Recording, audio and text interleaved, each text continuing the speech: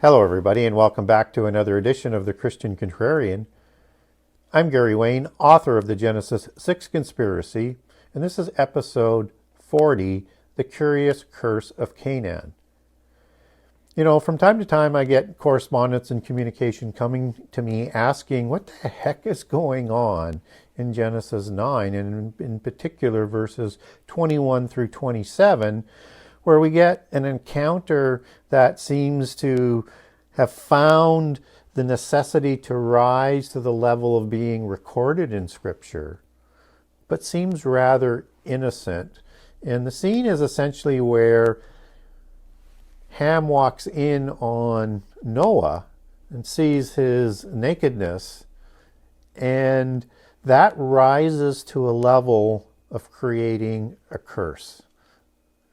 And a curse that's not towards Ham, but to Canaan, his youngest son. And so the story seems to be sort of wrapped in a riddle, so to speak, and obscured from what the heck is going on. And that's sort of the point of the whole show, is to talk about what is going on in these few short verses, because there's a lot more relationships, there's a lot more things going on, there's a lot more things to consider that will ripple down through history, at least early post-Diluvian history and Israelite history, that is very, very important to understand. And so it does rise to the level of being put into Scripture, and it requires we understand what is being communicated to us so that we can use that for context for other verses that are going to happen in Israelite history. And we need to look at the details and how those details explain what is going on, and then how they connect with other passages that help explain what's going on. So what I'm going to do is just give some quick bullet points as a basis to start on. And then we're going to talk about that through this show. And I think people are going to find that the conclusion, and as we walk through, rather eye-opening, perhaps astonishing, perhaps shocking. And you may not agree with my particular point of conclusion, but you'll be at least in the zone. But I think when you see all of the context, you're going to see there's connections there that most people tend to overlook. And that's because we're not paying attention to enough of the details. So let's talk about some of the quick bullet points. So starting in Genesis 9:21, Noah drinks some wine. He becomes drunk. He passes out. And he is uncovered in his tent. In verse 22, Ham sees Noah's nakedness because he's uncovered in the tent. And then he tells his brothers about it, Shem and Japheth. In verse 23, they actually take a garment then, and they walk in backwards and cover their eyes and cover both shoulders of Noah so that he's no longer uncovered. And that they did not actually sort of witness that nakedness. And then in verse 24, Noah awakes. And he knows what has happened to him. Seemingly, somebody has put a blanket on him, which Shem and Japheth has done. But he knows instantly what had happened. Nobody tells him. He just understands instantly. And that's the Hebrew word to know, as in yada, not in a sexual sense here, although the irony is it may be part of that as we talk about going forward. And nu means to ascertain, to understand, to discern, to learn. So as soon as Noah wakes up, he understands what has happened to him. And it really upsets him. And then Noah curses Canaan. Doesn't curse Ham. He seems to curse Canaan. And in verse 26, Canaan will serve Shem. And then in verse 27, Canaan is going to serve Shem and Japheth. And all of that because Ham seemingly walks in on a passed out Noah, sees him naked, and doesn't cover him up, and tells his brothers. And again, it's not Ham who is cursed, it's his youngest son. And Canaan isn't even born yet. Understand that they're still on the mountain when this happens. They haven't come out, and the families haven't been listed as talked about in Genesis 10. And you have this word curse that's being used. And what's interesting about that and how it sort of helps relate to where in the time frame on this, and is as most people would understand, I follow a very much a linear progression of the Bible. So 9 comes before 10 in Genesis, and the families have not been born yet, or at least talked about. And curse is the Hebrew word arar, A-R-A-R, as we would understand it. Which is very interesting because the Noah's Ark comes to a landing on Mount Ararat. And so even though Strong's doesn't show one is connected to the other one, it seems that they are connected. And the name Mount Ararat may have been changed from what its original name was to represent what happened as the curse, or the mountain curse of what happened to Canaan. So let's talk about some of the wording around Canaan in Genesis 9. So Canaan is the fourth son yet to be born, and he's going to have that name, or at least have that name as recorded as the one that's going to receive the curse. And you need to understand it sort of in that context, because a curse that has implications and a denunciation. So a denunciation and negative consequences and implications is like a prophecy of a curse. Similar to the curses that are recorded in the covenant that would happen and be fulfilled as prophecies if Israel didn't hold up the covenant. And so we have to go through this age through the avenue of the curses to have all things fulfilled, as opposed to the blessings because Israel didn't fulfill their covenant, actually broke the covenant. So we need to understand in that context, and in that context, Canaan, who will actually take that name or have it reassigned to him, means lowland, merchant, and humiliated, which is an interesting term. And it's rooted in 3665, which is kana, which means subdued and a servant. So one wonders whether or not there has been a name assigned to the denunciation of the curse. It seems quite likely that it was, because Canaan is going to have the curse of being a servant to Shem and Japheth, the descendants thereof. And servant is the Hebrew word abed. And abed means slave and subjected. So it seems that perhaps the word, and more likely that the word may have been actually kana, which would have been the word that was used to help in the definition of what the servant would be as being enslaved.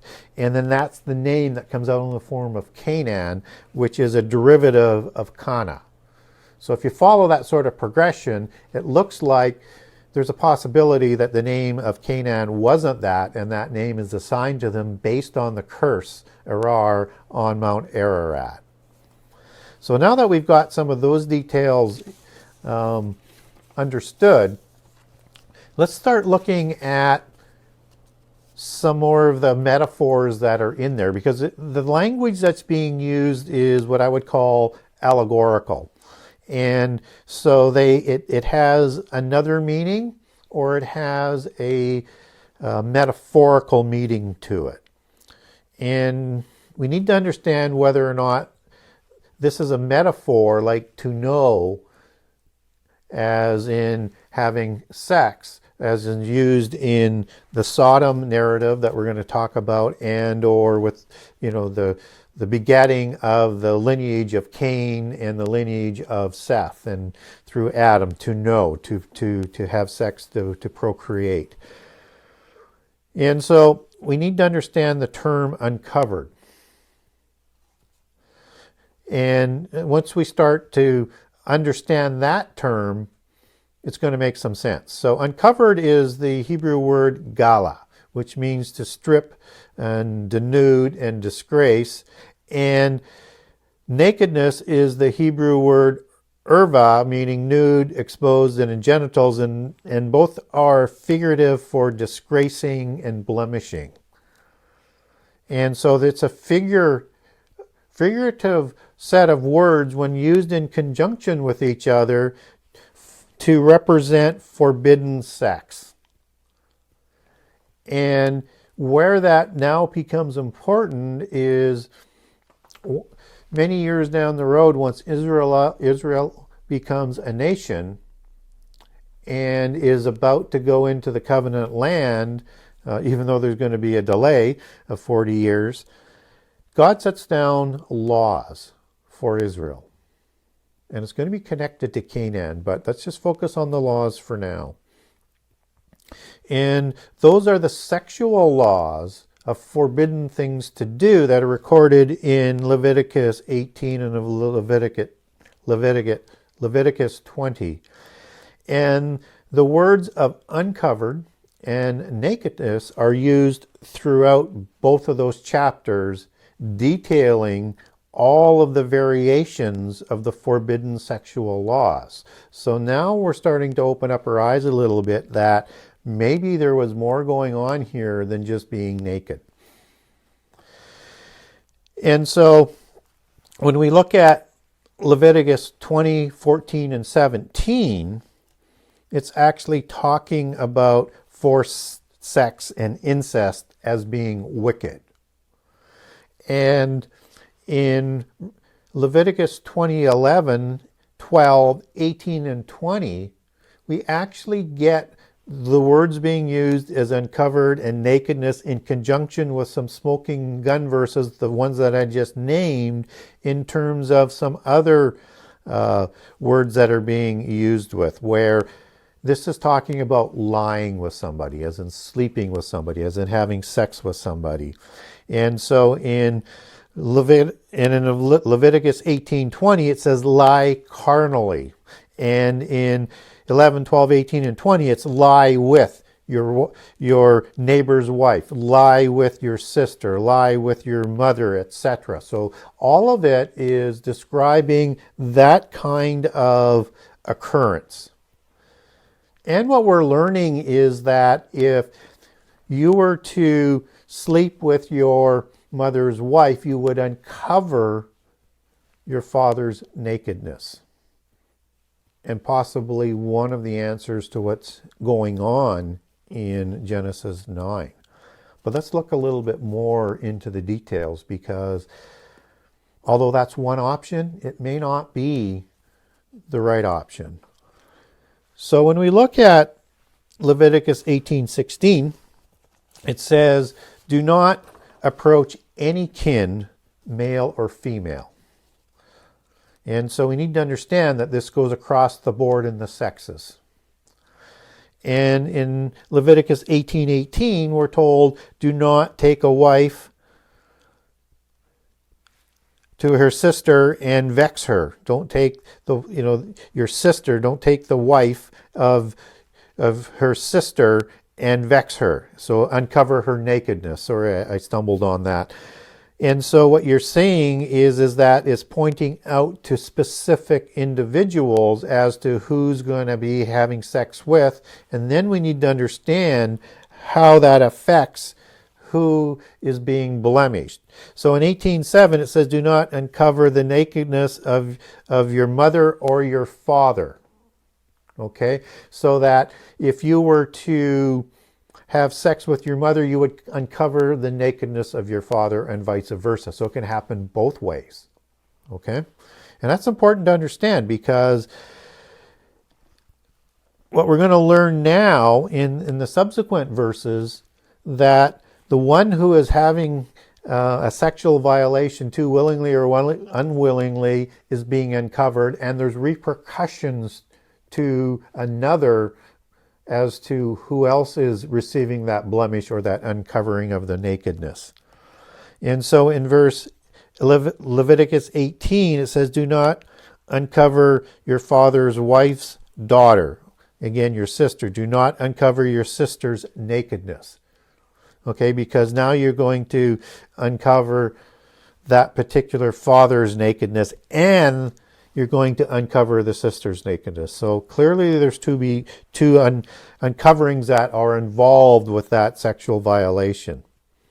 And in verse 20:17, it talks about one taking to uncover the sister, he has uncovered her. So again, that's just underlining that you can't just generically apply the uncoveredness to the person who it didn't happen to, who is related, that would affect their sort of standing, without including the person that it is happening to. And in verse 20, Leviticus 20:18, it says, uncover her sickness, uncovers her nakedness. So in that time of the month, if you were to have sexual intercourse with a female who's in that time of the month, then you would also uncover her nakedness. Okay, so we have to understand the two different sort of blemishes that are going on there if we're going to understand what is going on with the actual sexual event. Not just assume that in this case that it would go to, in Noah's case, that what is happening would be happening to Noah's wife, causing Noah to be uncovered. But we need to start understanding that the details of what's laid out in Leviticus is also pointing to the person who's had the sexual violation, and they're uncovered as well. And with the way they do the wording in Leviticus 18 and 20, you've got two going on, and you have to understand that where the person is being violated, it's saying they're being violated as uncovered. It's quite direct, as opposed to that secondary implication. And that's kind of the point there. So, as we said, so either Noah's being violated or his wife is being violated. That's what we need to understand as we look at the details again in Genesis 9. And keep in mind how the laws are written when it's talking about the person being violated, that and how they're being violated, that they're explicitly said that that's the person who's violated and is uncovered. So in Genesis 9:21, Noah drinks the wine and becomes drunk and uncovered. There's no mention of his wife. And it's in his tent, although his wife could possibly be there. And in verse 22, Noah again Ham sees Noah's nakedness. And then he tells his brother about Noah's nakedness. So again, Noah is being talked about. And when Noah awakes, he knew what happened to him, not to his wife. It says to him. And he instantly understood it. And it doesn't say anywhere in the text that his wife told him what happened to her.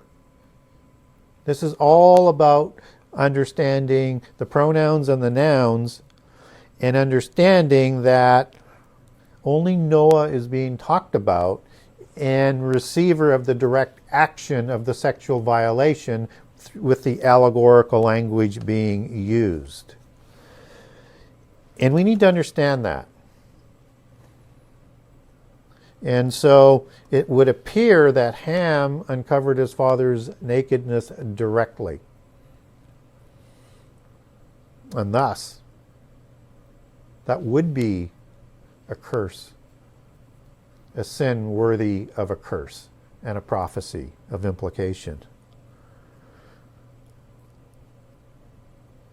And we need to understand where Canaan's settled and who they settled with. And so in Genesis 14, we understand that the Canaanites are grouped in amongst the land of the promised land, and a very heavily weighted to a number of Canaanites that are under 5 kings that are involved in the Genesis 14 War of Giants accounting. And included in that are the Sodom kings, who are the vassal. Those 5 kings are the vassals of Chedorlaomer. So we see a little bit of that curse coming forward, that as being vassals, they're serving Semites, just as Shem was attributed to being one that Ham, or Canaan more specifically, would be serving.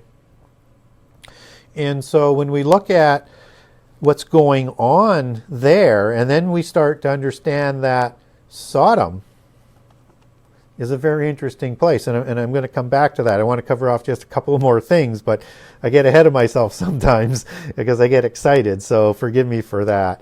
And so you have Genesis 10, you have the families of Canaan that are listed.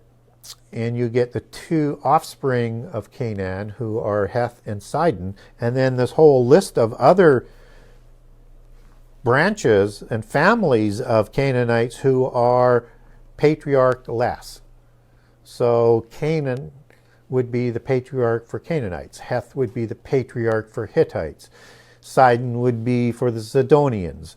And on and on and on, all throughout the Table of Nations, the patriarch is the founder of the nation that the nation takes the name of patronymically. But these ones have no names. And I think what's going on here is that the Canaanites are not wanting to be in perpetual servitude to Japheth and Shem and all of their nations and descendants. And so they're going to partner with the Rephaim, the giants. And none of the giants' names as patriarchs, whether it's Rapha or it's Arba and other ones that are yet to be discovered, that provide the names patronymically for these families, the patriarchs aren't listed. None of the Rephaim are listed. So in terms of the Table of Nations and the patriarchs. And so these patriarchless Canaanite families seemingly are offspring hybrids of the Rephaim. And they would have done that to strengthen themselves and to have the protection of these giants and to create a larger hybrid race to fend off these other nations who are always prophesied to enslave them. And I think that was an answer to what they were trying to do. And what's interesting about the word families is that is the word mishpaka, which means class or species or kind or tribe. And you need to apply the right application. And I think the right application here, because they're patriarch-less, and likely with the Rephaim, you have created a different kind of nation, a hybrid nation, and thus the Rephaim patriarch's name that they're named after are not listed. And then we move over to Genesis 15, right after Genesis 14, where the Sodom events took place. You have many of these nations that are listed in the Mighty Seven. And in Genesis 15, you have the Hittites and the Amorites and the Canaanites and the Girgashites and the Jebusites listed along with 2 others, the Rephaim, which are obviously the giants, and also the Perizim. And then later on in Deuteronomy 7:1 and other places you get the Mighty Seven, but the Rephaim has been replaced by the Hivites, another hybrid tribe of Canaan.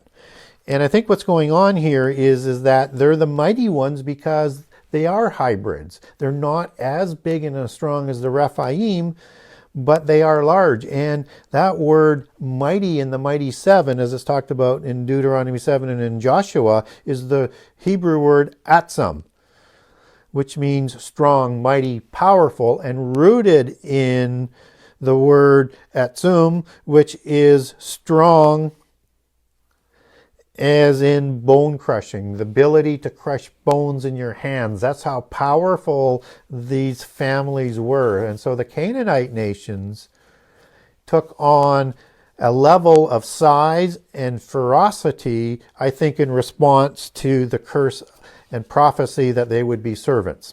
And I think that was what inspired them to do that, because they were tired of being a cursed set of people. And then when we look at Israelites are moving into this land that is dominated by these hybrids and by the Anakim and the Rephaim and other Rephaim branches like the Avim and the Hivim and the Horim and on and on and on, with all of these different names that are interacting within the covenant land, you have a set of laws that are going to be given to Israel in Leviticus 18 and 20. And what it says in 18:3 is that these are laws because of the people who lived there before and what they did. And it actually says the crimes of the land of Canaan and Egypt where they came from, which is Ham, although Egypt didn't receive the servitude curses. They actually became an empire, and one of the more powerful empires, so it's strictly connected to Cain, but they did similar type of crimes. And these are the sexual crimes that follow in Leviticus 18 and 20 that Israel is told they can't do. All of the crimes that the Canaanites did. And that includes lying with other men. And that is covered off in both Leviticus 18 and 20 to underline that that's an abomination. So a curse worthy, a crime worthy of the curse. Now in Genesis 19, we get the story of the destruction of Sodom, Gomorrah, and the other cities aligned with them. And that's the Hebrew word Sodom, meaning burning, because of the sulfur that rained down on them for their crimes. And the etymology of sodomy, that goes along with the crimes of homosexuality, is meaning the sins of Sodom. So Sodom doesn't actually mean it, but that's the sins accredited to Sodom. So Sodom, Gomorrah, the cities of the plain within the Canaanite Pentapolis, and probably elsewhere throughout the land, had the crimes of Sodom, which were the crimes of Canaan that are covered off in Leviticus 18 and 20. And in 19:5, you have the men of Sodom saying, bring out the men, which were angels, so that they could know them. So, and know them in the terms of sexually, just as we talked about earlier. And so they're trying to either have sex with people that they know are men, or they're trying to have sex with the men who are angels that they know are angels. And both are things we need to consider as to what is going on there. And so Jude 1:7 gives us a little bit more clarification, where it talks about the people of Sodom going after strange flesh and doing this through fornication. So being given over to fornication and going after strange flesh. And strange means different, other, another kind, another species, and that's the Greek word heteros. So I'm thinking here it's meaning either both, sort of a double meaning there, because the angels were in the form of men and they're a different race, a different being. And that's the strange flesh that is being talked about. And that this is the defiling of their flesh by breaking these kinds of laws, which is the word, excuse me, that means contaminate. And the word flesh is the word sarx in Greek, which means of the body, of the flesh. So all of the words are forming. This is an abomination that is going on in Sodom, part of the crimes of Canaan, and seemingly the part of the crime that links, that's the most abominable portion of it, that goes back to what Ham did in Genesis 9.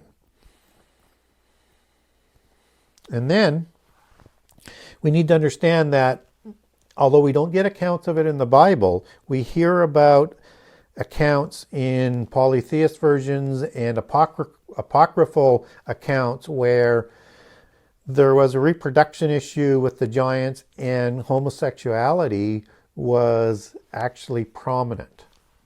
In one of the accounts, which is of the book of Lamech of Cain, although not scriptural, and it's part of the book of Og, through the Manichaean book of giants that's linked to the Enochian book of giants, has something very interesting and similar to talk about, and I thought I would include it. So in the book of Lamech of Cain in chapter 8 verse 10, it talks about Nephilim went after strange flesh because there were so few women.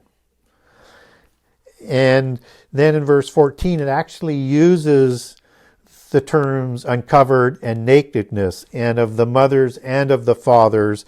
And these are all the laws that they were breaking that are listed in Leviticus, into the sexual laws. And we need to understand that those are the laws that were the behaviors and the abominations of both the Canaanites and the Rephaim, which were the post-Diluvian giants. And that's part of the curse, and that's part of the destruction of Sodom, and that's why you had that prophetic curse that was going on. And that's why Israel had to cleanse the land of the giants and the abominations and the defilement of God's holy chosen land that he separated for Israel.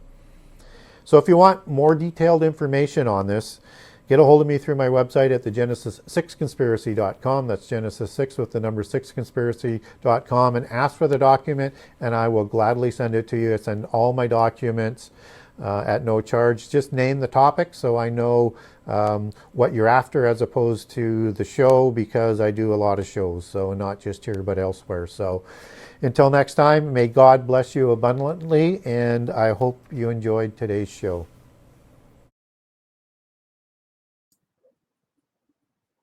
All right, my friends. My name is Bishop Olsenbach.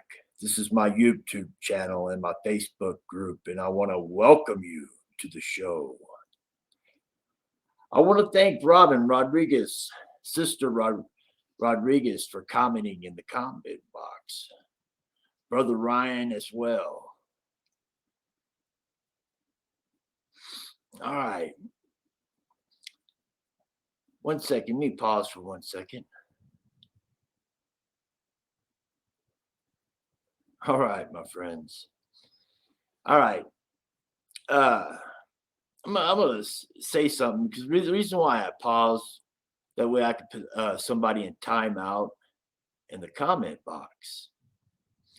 You know, my friends, we got to respect one another. All right? We all have different views. This is what makes us different.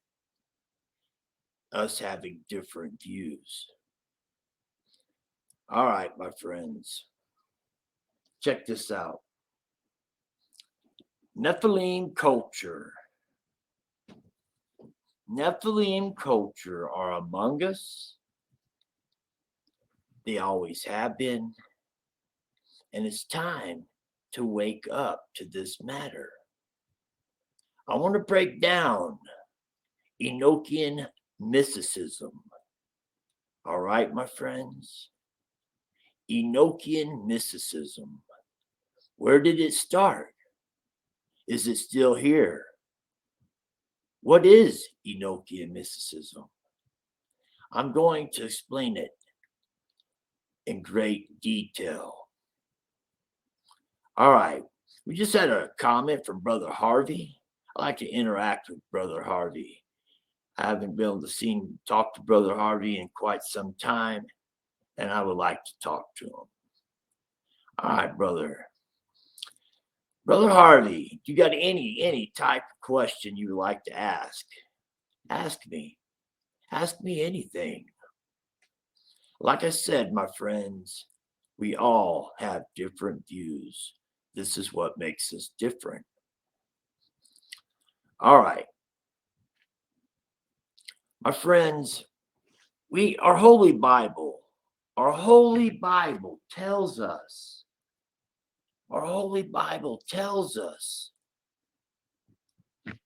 that Cain was kicked out of the garden and sentenced to the land of Nod.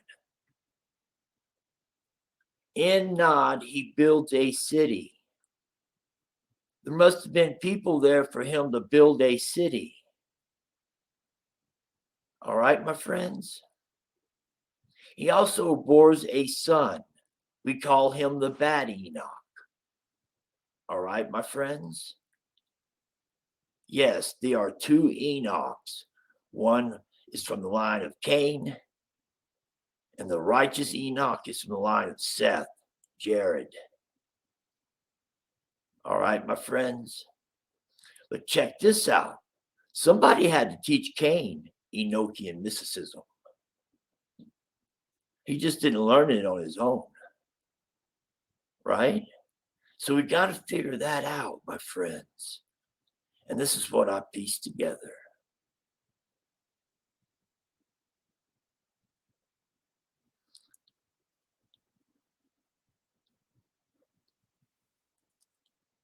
My friends, Azazel, Zamizal, out of the book of Enoch tells us these two were leaders. 200 fell to Mount Hermon.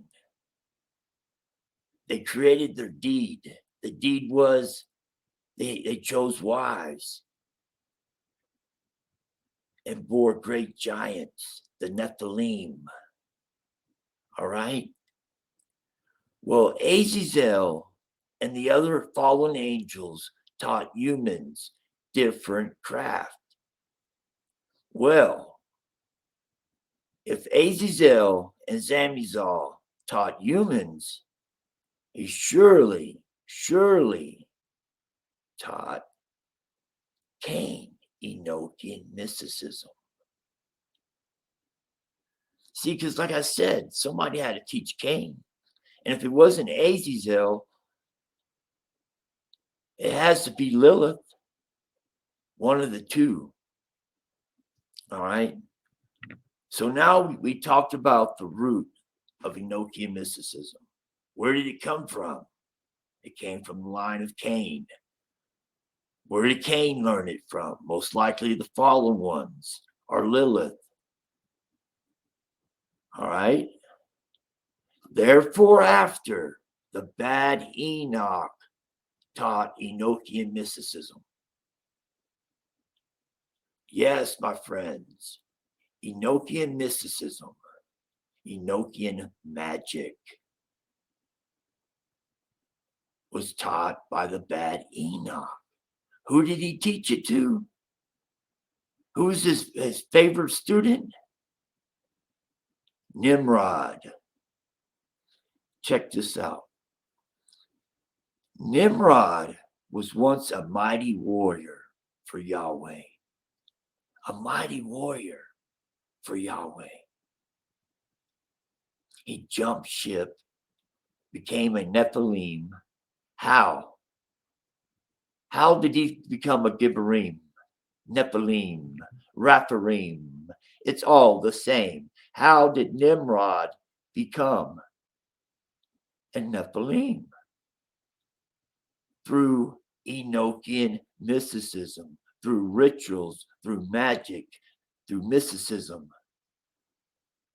This is how Nimrod became a Nephilim. This is when he built a tower. On top of that tower was a portal. We all know this because the book of Enoch tells us all about portals. See, my friends, there's a firmament above us. All right. The firmament is above us. The stars, the moon, the sun are inside the firmament. Nephilim culture are trying to crack the firmament. Why? To get to different realms and different dimensions that are above. Yes, my friends. See,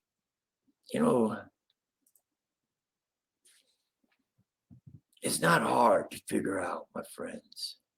All right. It's really, really not hard to figure out. And I'm doing my best to piece everything together. I've been down many, many rabbit holes to figure this information out. My friends, I wasn't going to talk about it, but I see some like Brother Harvey and Sister Rodriguez.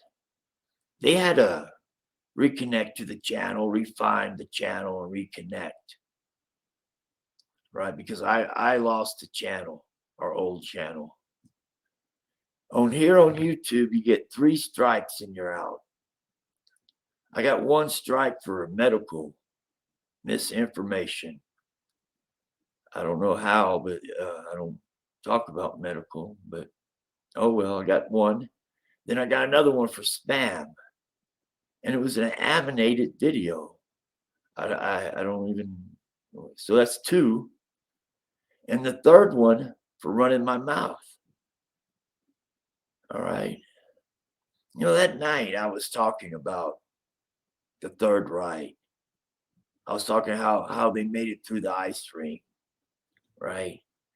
My friends, Nazi Germany gave up their motherland to seek new lands beyond the ice rink. My friends, I got a pic I like to put up here. That way, you can see what I'm talking about. Let me pop it up here. Bam. Boom. All right. All right. Check this out, my friends. This is what I'm trying to talk about right here. This is right in this circle, in the bullseye, right in the center. That's our continents. See these continents outside the ice ring? This is what Nazi Germany was trying to get to. Well, they did get to, right? And how they find all this out is through the fallen ones. See, my friends, there's hertz and there's frequencies and there's vibration, right? Very powerful stuff. My view is this is how they got in touch with the fallen ones, the tool societies, different societies. They've all been called something different, but they've been around for ages. And these societies study vibration and hertz and frequency. Nikola Tesla, I'm going to pay attention to, says, if you want to understand the keys to heaven, you must understand vibration, hertz, and frequency.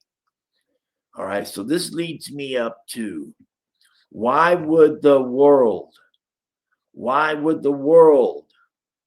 allow Nazi Germany,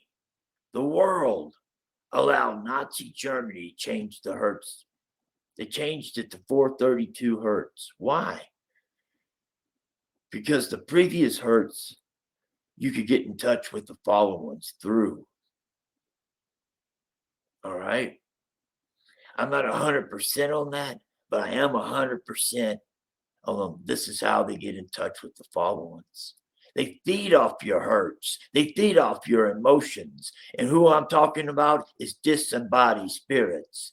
If you were a disembodied spirit, what would you want? You'd want a body. How would you avatar into this body? Through hertz and frequency and vibration. This is how, my friends. It's been a deep, deep rabbit hole for me. losing the channel, finding this information out, and this information out. Do I reveal it or not? I pieced it together and I gave it to you, my friends. And I hope I've done a good job. Like I said, Nazi Germany gave up their motherland to seek new lands beyond that ice ring. Right? All right. Let me check the comment box. I don't have any comments. Let me keep running my mouth. All right. Let us expose Nephilim culture some more, because that's what I'm doing here. That's why I lost the channel, because I'm exposing Nephilim culture. They don't like this. They attack me in every way. I won't stop. I was chosen to proclaim Yahweh's name, and this is what I'm going to do. Because I am the most unlikely person to do what I do. But I do it to proclaim Yahweh's name, Yeshua's name. You know, my friends, when you're pronouncing a Hebrew word, it's from the right to the left. All right? I just want to throw that in, because Yeshua means salvation in Hebrew. And it's all about our salvation, my friends. All right? This is what it's about, is our salvation. See, your brain puts out our hurts, all right? But not like your heart does. Your heart is the biggest organ, puts out the most powerful hertz frequency vibration there is. 1.9 hertz is pounding from your heart. Now, you want to connect your brain hertz to your heart hertz. And how do you do this? It's by praying and meditating in Yahweh's name, in Yeshua's name, casting out your own demons, my friends. You do have the authority to cast out your demons. If you're right, and if you got a conscious contact or relationship with Yahweh, you can do these things. Miracles can happen in your life. You know, my friends, I have a Facebook group with almost 25,000 people. I hear testimony after testimony about how people's lives are changing because they're praying in Yahweh's name. All right. You know what, friends, this is very important. Once you've been told about Yahweh and you continue to call him God and Lord, he knows your heart. Don't get me wrong, but he's not going to bless you with magnificent blessings, right? It took me 2 years to get God and Lord out of my head. So I understand when we slip up and we say God or Lord, you know, because we had it drilled into our heads, you know. But this is why we meditate in Yahweh's name. This is why we pray in Yahweh's name, to get the old programming out of our head. Because my friends, they've been programming us for thousands of years now. And it's time to wake up and praise Yahweh's name. Hallelujah. Praise Yahweh's name. It's all about Yahweh. It's not about me. It's not about you. It's all about Yahweh. You know, my friends, I want to thank Sister Rodriguez, Brother Harvey, Brother Ryan for commenting in the comment box. I know it takes for you a lot to comment. I know it takes a lot for me to come on air. But my friends, we're here together on this, all right? I'm going to do a little recap, all right? That map you're looking at right now is the flat earth map. And if you're having trouble with the flat earth theory, please look at the UN flag. What's on the UN flag? A flat earth map. What is the UN doing with the flat earth map as its logo? Right? I mean, both sides need to stop the bickering and fighting. This is something Rob Skiba would want. He would want to see a conference with both parties come together and ask questions. Number one question should be is what is the UN doing with the flat earth map as its logo? All right. Okay, let's do a recap. Nazi Germany gave up their motherland to seek new lands beyond the ice ring. They got in touch with the fallen ones. They leaked technology. All right, etc. All right, my friends. Please bow your heads and pray with me. Yahweh, Father Yahweh. Oh, Father, we come to you today and we ask you, we beg of you, Father, to relieve us of the bondage of self,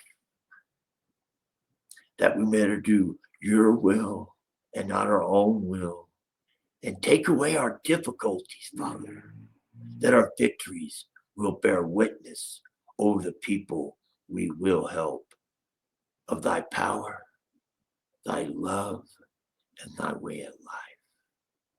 Father, you said to knock, and we've been knocking all night long for the truth. You reveal the truth to us, Father. You're so omniscient, Father. Your power. Father, I ask you to bless Sister Rodriguez abundantly. Father, I ask you to bless her abundantly. Put hands on her, Father, and bless her. Bless those who comment in the comment box. All right, my friends. My name is Bishop Olsenbach. This is my YouTube channel and my Facebook group, and I want to thank you from the bottom of my heart for tuning in tonight. Hallelujah. Praise Yahweh's name. It's all about Yahweh.